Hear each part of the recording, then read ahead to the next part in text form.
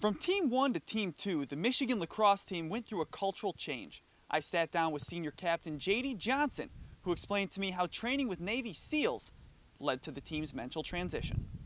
The lacrosse team had big plans for their first night game at Michigan Stadium against the University of Detroit Mercy. Unfortunately, weather had other plans as the game was postponed yesterday halfway through the second quarter. Both Michigan and UDM were planning on replaying the game today, but that game was officially called at 8 a.m. due to the prospect of more rain and thunderstorms later tonight. Michigan's run for their 23rd straight NCAA bid came to an end last night as Michigan lost to Notre Dame in the CCHA finals. Now, this Michigan hockey team doesn't have a good enough record and a good enough season to get in at-large bid, and they needed that conference tournament to get a trip to the NCAA tournament, but it's not going to happen this year, guys.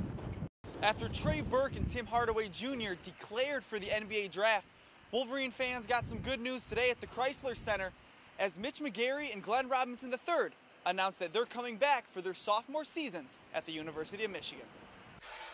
Last year, Trey Burke almost left early for the NBA, so it comes as no surprise that Burke's sophomore season at Michigan will be his last. After leading the Wolverines to their first national championship since 1993, Burke officially announced his decision to leave school early to enter the NBA draft. If you can believe it, Tigers opening day is this Monday against Minnesota on the road. That's when we'll see Justin Verlander take the mound for the Tigers. Verlander's teammate Doug Fister on the mound against Tampa Bay as he preps for Detroit's home opener against the Yankees. Fister records 4 strikeouts in 6 innings. Top fifth, Brian Pena, right here, sends a deep fly ball to deep right. That's a 2-run blast for Pena. Tigers and Rays finish tied at 3-3. Chrysler Arena, fresh off multi-million-dollar renovations, home to a top 10 national championship contending men's basketball team, and the final stop on the road to an intramural championship. It's all empty, but it's a lot of fun just to we're part of the major, so we always come support who we're watching, the Michigan basketball team, so it's a lot of fun to play where they play. It was actually a great feeling looking at the stadiums. I can't imagine playing with this place packed. It was really unique and something that I'll never forget for sure. The players aren't the only ones who get to experience Chrysler in a championship atmosphere.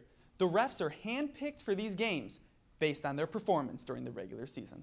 It's a great experience. I mean, you got the bright lights, the big stage, the bigger floor. I mean, it's just an all-around great experience. You got the highest level of competition. You got the best players on the floor, and you're working with other great officials, so it's just a great overall experience. Reffing in a game, me being a senior, it's kind of a good kind of farewell party, so to speak. So definitely a unique experience, something that I'll remember for a long time. The experience has given some champions the confidence to aim even higher. Makes me feel like I could play for Michigan right now. Yeah. I'll take Trey one-on-one any day. During the season which boasts a national championship contender, the opportunity to play on the same court as players like Trey Burke and Tim Hardaway Jr. is a dream come true, and another special part of being a Wolverine. For Wolf TV, I'm Mike DeWitt. And the Tigers are trying to keep their bats hot and build on their 7-run win against Oakland on Saturday. Today, Detroit looking for a series victory against the Athletics. Top of the first, Corey Hunter. This guy's been feeling it all weekend. Hunter smacks a double to deep center field, and that's going to drive in Austin Jackson for the first run for the Tigers. Later in the top of the first, Victor Martinez with a single out to right field. And that one right there, that deep single is going to bring in Hunter and Prince Fielder for a couple more runs. Then we go to the top of the second, Austin Jackson with a 2-run shot to left center field. It just goes back, and it's gone for his first home run of the season. Top of the fourth now, Miguel Cabrera with a 2-run shot, 2-run single out to left field. And it was all Tigers all day in this one. Detroit with no trouble stacking up the runs as they beat Oakland 10-1. Already named Big Ten Player of the Year and a unanimous selection for the All-America team, Trey Burke can now add AP National Player of the Year to his miraculous sophomore season here at the University of Michigan, in a run for the Michigan Wolverines that's gone so far to the Final Four.